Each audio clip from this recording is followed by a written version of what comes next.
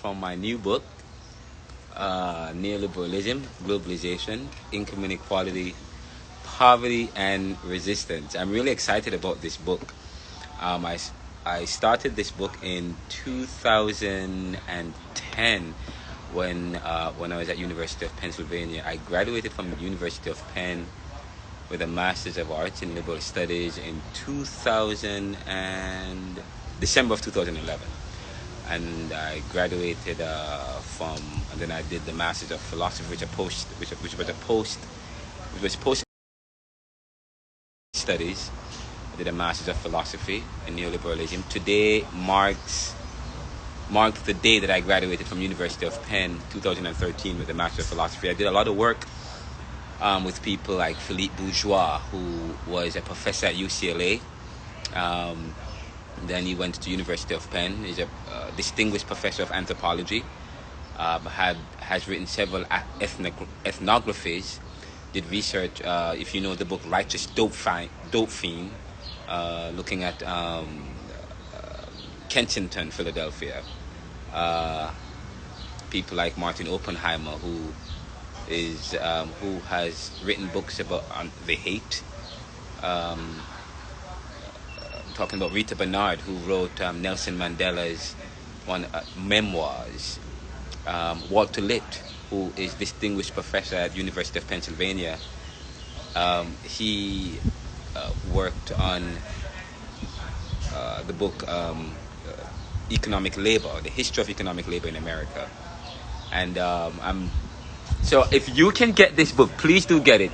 It will come out in paperback on Monday. By Monday of next week, or by this weekend, it will be available. But this is in hardcover. This is the paperback. And I want to read something from the book. It says, this is from part B because it's a two-part. It's really two books in one. So you're paying two for the price of one. It's not just it's an academic nonfiction text, but it's not just for college students. It's a great read. And look at the writing. It's very clear, easy to read, and it's beautiful.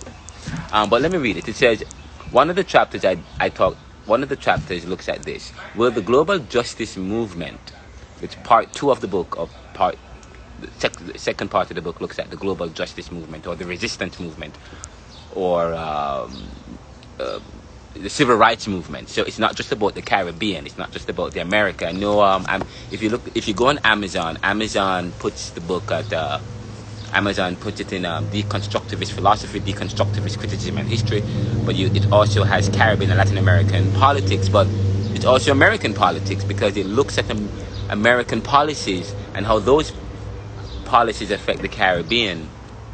But this particular page 204, I asked the question, will the global justice movement and resistance against neoliberalism succeed?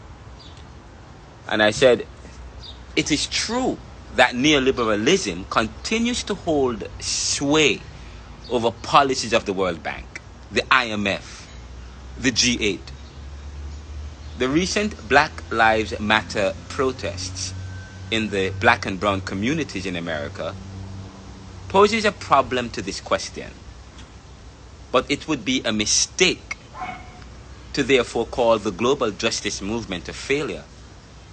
The movement has succeeded in changing policies of the international financial institutions, the IFIs, and major donor governments.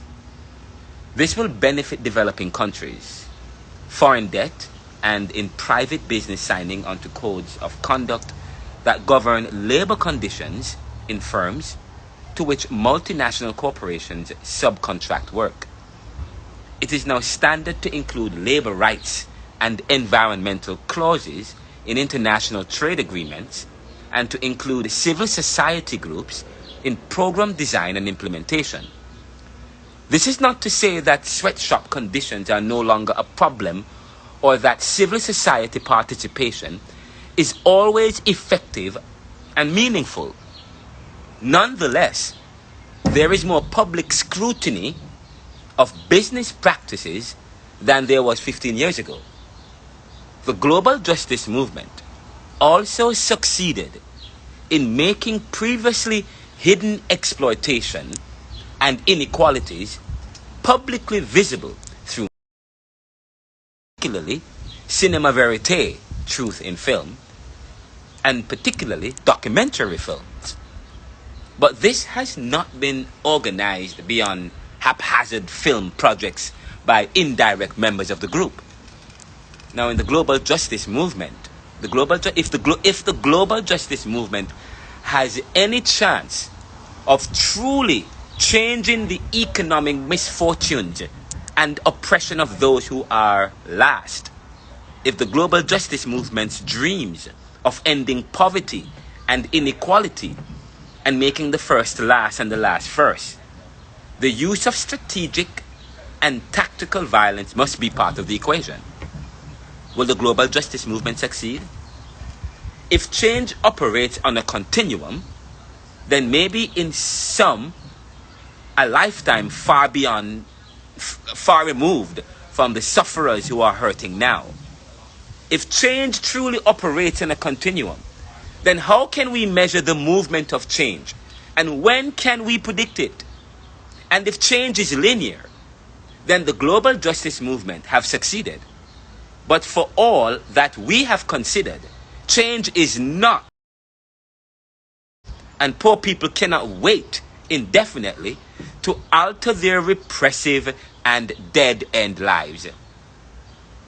Whatever action the global justice movement has organized is yet to promise or guarantee the radical and revolutionary advances people in the world need to live meaningfully. I continue by saying they have not succeeded, and any belief that change is progressive only slows the pace and immediacy of change. Change will not come in a twinkling of an eye by some eschatological occurrence or by some divine intervention, but by drastic means. Hey, Rennie, you're talking too loud. I am Rennie. I'm gonna stop here, Because I'm guys. But this is great. This is great weed. You guys gotta delve into this book, okay? Because it helps you to think. It gets you thinking. In an interdisciplinary and comprehensive way about some of the issues that we have always discussed, but it presents a fresh new voice, a fresh new thinking. I want to thank all those persons who have invested in my life so meaningfully, and I hope that you guys out. It's at Amazon, Barnes and Noble, Target.com, Walmart.com. But if you guys like hardcover, it will be coming out in hardcover on Friday. It's in ebook. If you go on Apple right now, you can click on it. I think they're selling it for $8.99 on Apple, $29.99 for the paperback, which is, to be honest, if you get the paperback, it's better. It's beautiful, man. Thank you guys. I will have more of these sessions.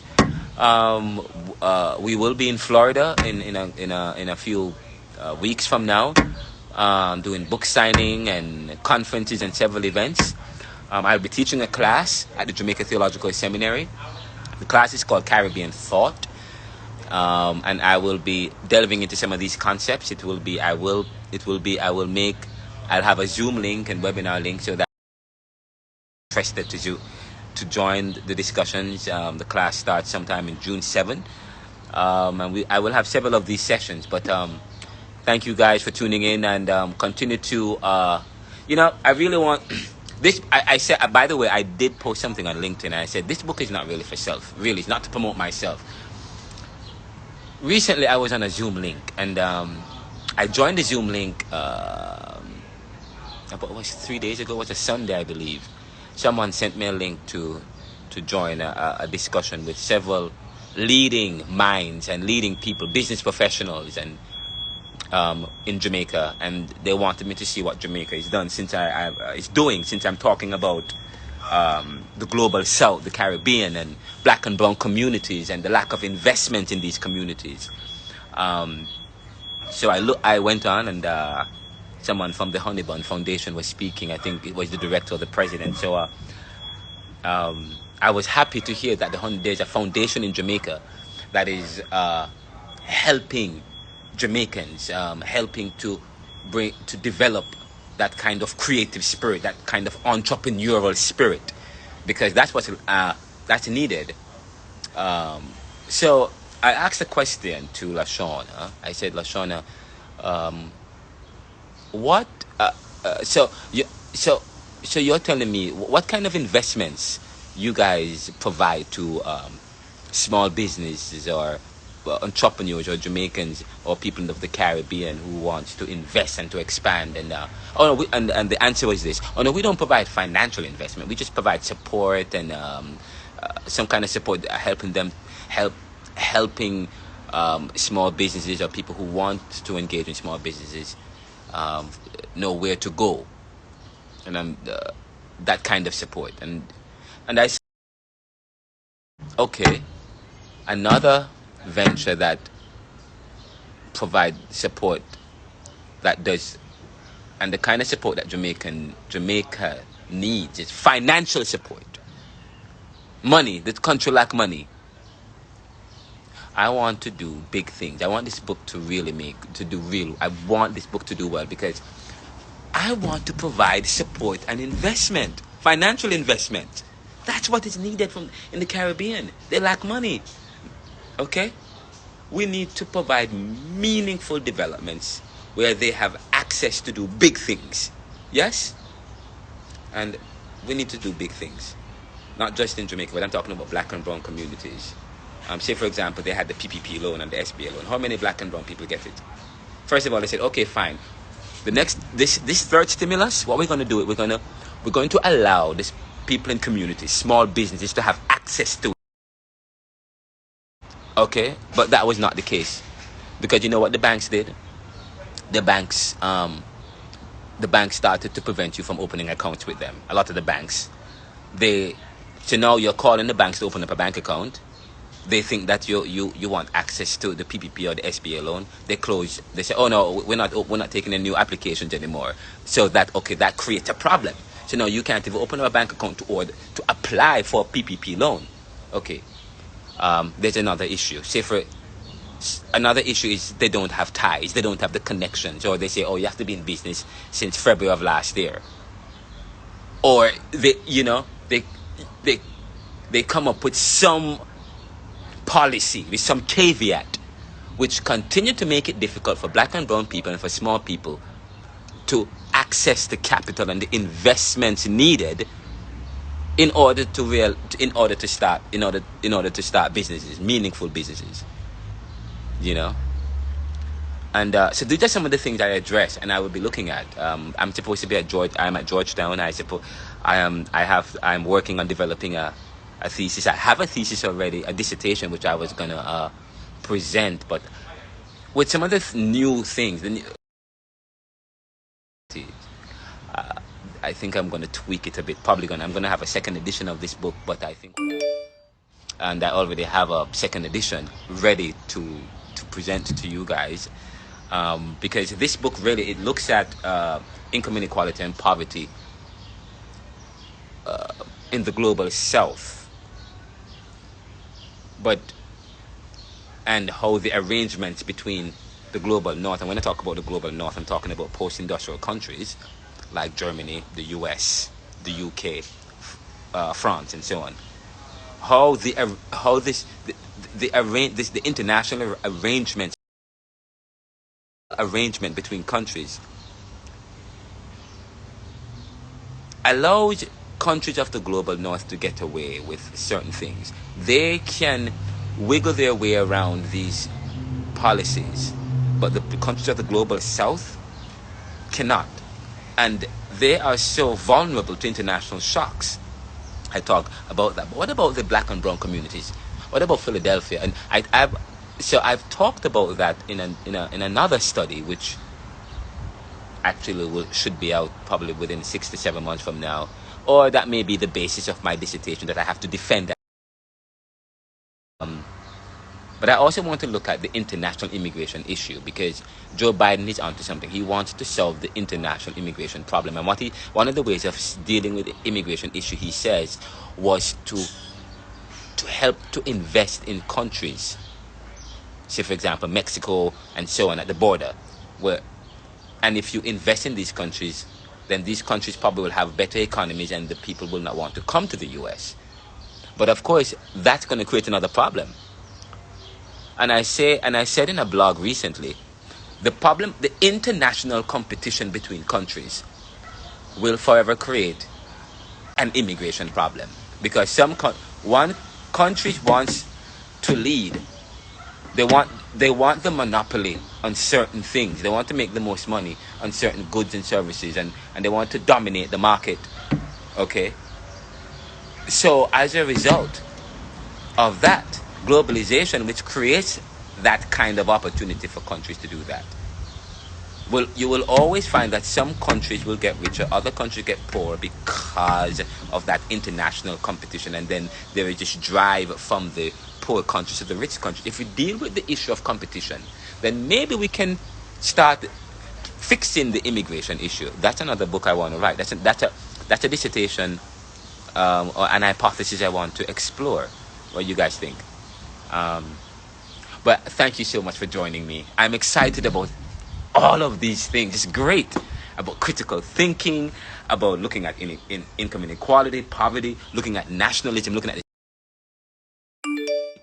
how effective is the civil rights movement? How effective is this nationalist movement? I talk about that. I'm critical of it. I make certain determinations and conclusions about Marcus Garvey, about Martin Luther King Jr., and about the whole civil rights movement and nationalist movement and so on. I talk about, are we really free? So, thank you guys, and I hope you have a great day. Thank you for joining me, and please do get the book. It's really an exciting read, and you guys can send me messages, text me, challenge me. Join my class when it starts June 7th. I'm going to send the link on Zoom. We will be at various locations in Philadelphia, in New Jersey, in New York, in the upcoming summer, in New Jersey, New York, Philadelphia, and Florida. We also have contact persons in the Caribbean. The book is not available in the Caribbean yet, or in Jamaica. By the way, if you're in Barbados, this book talks about you, because I also do a comparative study. The first part of the book looks at Jamaica, but not necessarily Jamaica. It looks at the global south, countries of the global south. But I look at how globalization affects Jamaica, which is a case study. How globalization affects countries in general of the global south, with a case study of Jamaica. But I do a comparison. I make a comparison between Barbados, Jamaica. But I also go as far as looking at Singapore. So if you're in Singapore, read the book. If you're in Barbados, read the book. If you're in Trinidad and Tobago, Guyana, read the book. It's a great. If you're an academic, a companion, get the book. Great read. Thank you guys. Have a great day.